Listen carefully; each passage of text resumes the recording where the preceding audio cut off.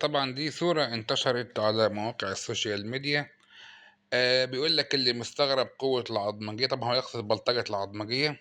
شوف إليزاروف بابا المجال وعم أشقية العظام، ويجيب لك صورة البروفيسور إليزاروف وهو بيشرب سجاير.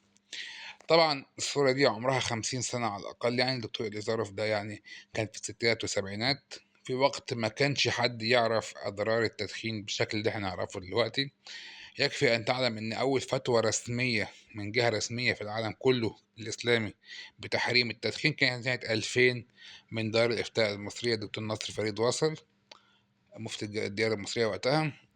ويكفي أن تعلم أن لغاية السبعينات والثمانينات كان عادي بتلاقي مشاهير المفكرين والمثقفين والأطباء بيطلعوا في التلفزيون عادي بيشربوا سجاير.